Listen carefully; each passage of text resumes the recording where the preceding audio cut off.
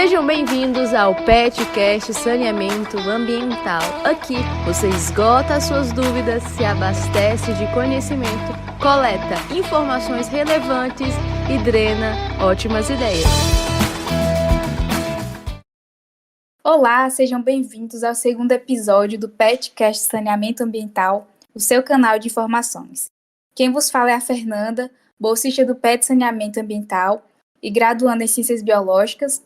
Atuo no PET na vertente dos indicadores limnológicos e índices de qualidade em ecossistema aquático, como também com a qualidade de água para consumo humano. Está acompanhada da querida Janiele Pereira. Olá, Jane. Olá. Ela é egressa da Univasf, do curso de Engenharia Agrícola e Ambiental, mestre em Engenharia Agrícola pela Univasf e atualmente doutoranda em Engenharia Agrícola na Universidade Federal de Lavras.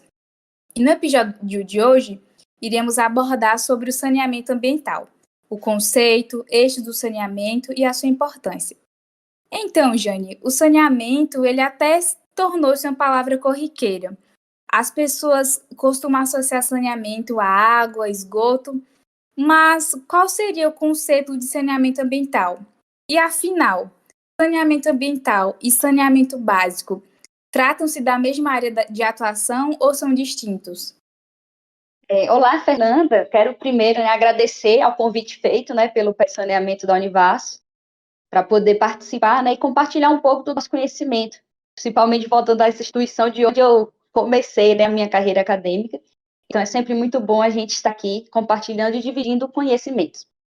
E agora, respondendo a sua pergunta, o saneamento básico, eu diria que ele seria um conjunto de serviços, de infraestrutura, que ele vai englobar tanto o abastecimento de água, o esgotamento sanitário, a limpeza urbana, e também o manejo de resíduos e a drenagem também das águas pluviais, que seriam as águas aí da chuva.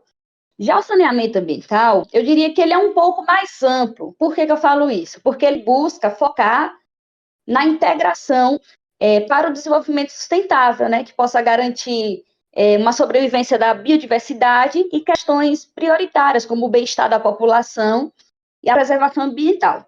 Como, por exemplo, enquanto o saneamento básico, vamos assim dizer, se preocupa com o abastecimento da água, o saneamento ambiental, além de se preocupar com isso, ele vai se preocupar com quem produz essa água, que neste caso seria a natureza, Ou seja, ele vai se importar com uma relação que eu diria ecológica da relação homem-natureza, e acaba que ele envolve algumas coisas, como, por exemplo, o controle de vetores e pragas, vai envolver ações que envolvam a educação de saúde, a educação ambiental, tudo isso para que se consiga um controle dos fatores do meio físico do homem, para inibir, prevenir e também impedir, de certa forma, doenças que estão relacionadas ao meio ambiente.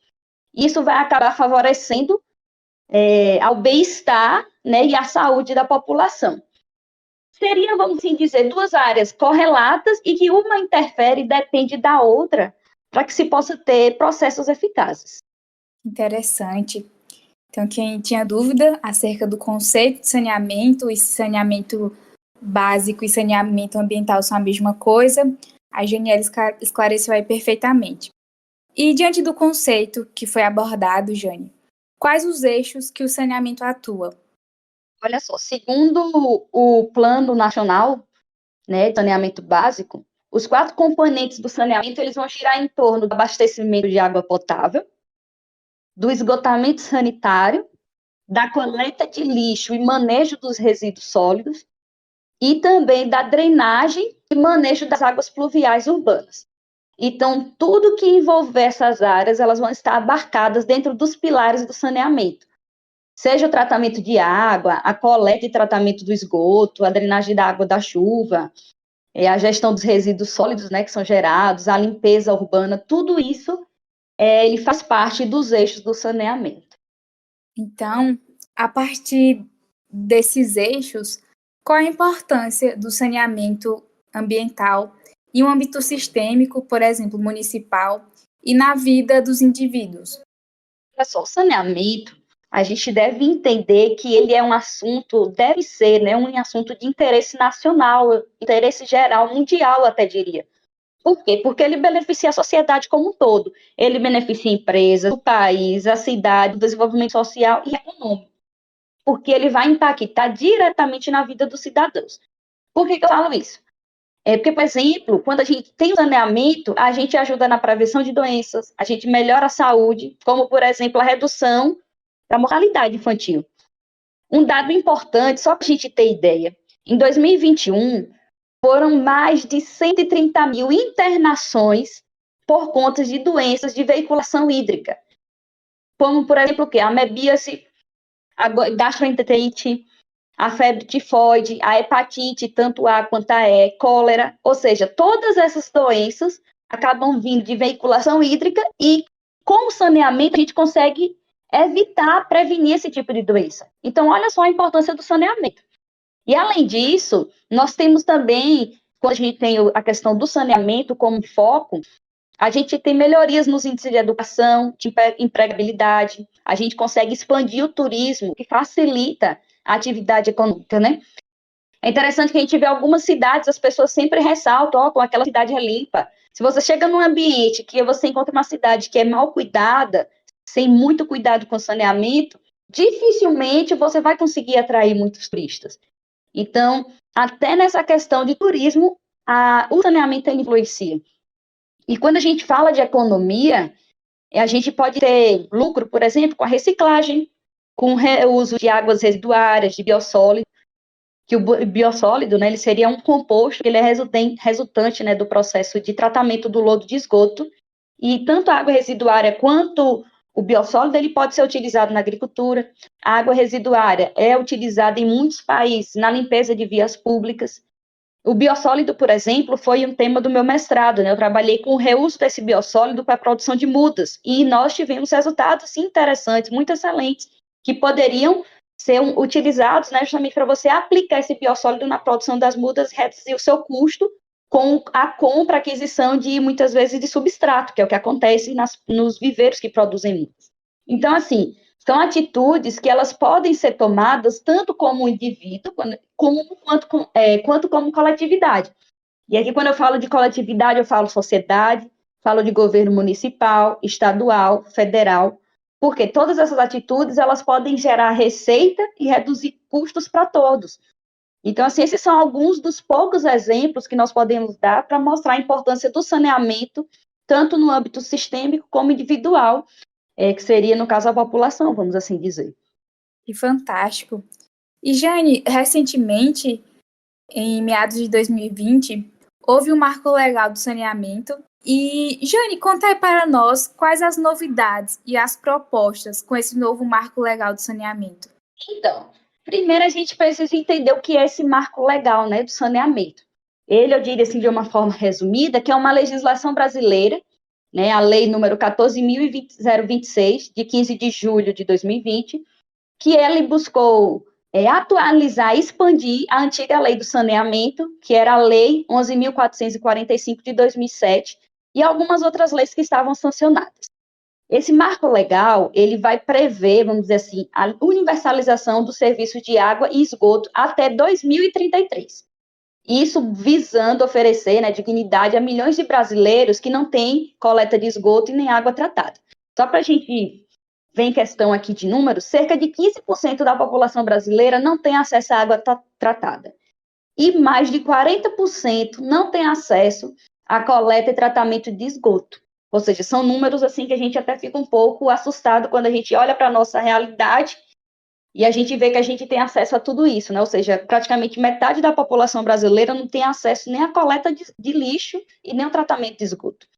Então, dentro de algumas mudanças que o marco legal trouxe, que nós podemos destacar, está, por exemplo, que os processos de licitações, eles passaram a ser obrigatórios. Antes, o governo podia fazer um contrato, né, vamos assim dizer, e proceder com o processo de saneamento.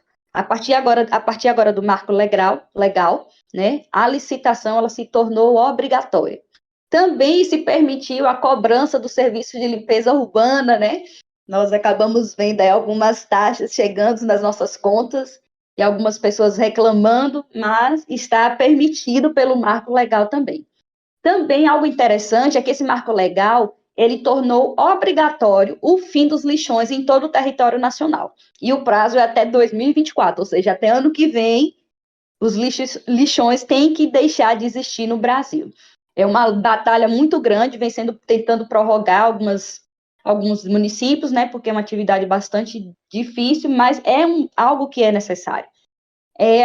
Esse marco legal também, ele nomeou agora, né, a ANA, né, que é a Agência Nacional de Águas, para regular o setor do saneamento, e algo que foi muito criticado, apoiado em alguns momentos, foi uma outra mudança que permite a iniciativa privada a participar ativamente do serviço, né, de prestação de serviço de saneamento. Inclusive, em abril desse ano, foi feita uma alteração nesta lei, por meio do decreto número 11.466 e o decreto 11.467, de 5 de abril desse ano, de 2023, que acabou promovendo algumas modificações na lei, e dentre essas modificações está a retirada de um limite que existia, que definia que apenas 25%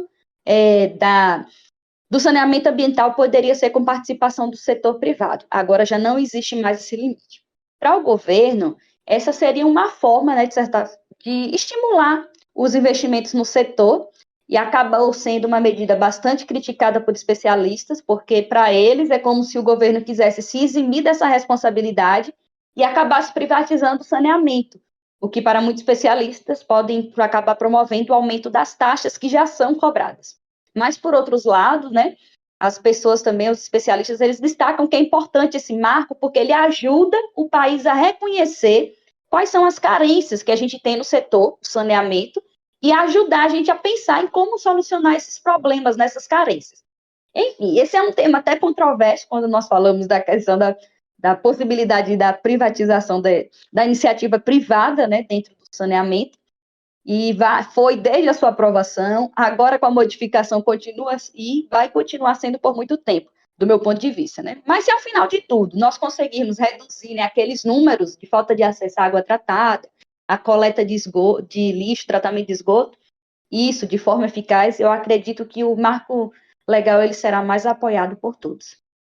Nossa, que momento enriquecedor. E nós encerramos por aqui.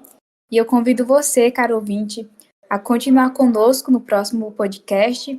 Iremos abordar sobre o abastecimento de água e também a nos acompanhar por meio das redes sociais.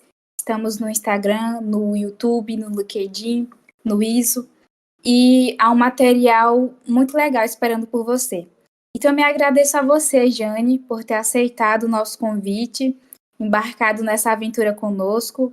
Foi um momento muito proveitoso e eu agradeço muito a ti, tá certo?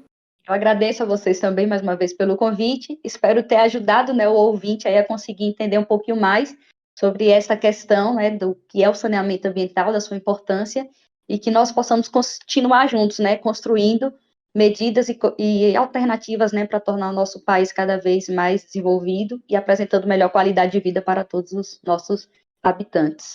Muito obrigada, Jane. Muito obrigada a você que nos acompanhou até aqui e até a próxima. Obrigada por nos acompanhar neste episódio. Se você gostou do conteúdo, siga-nos para mais informações em @petsaneamentoambiental. Até a próxima!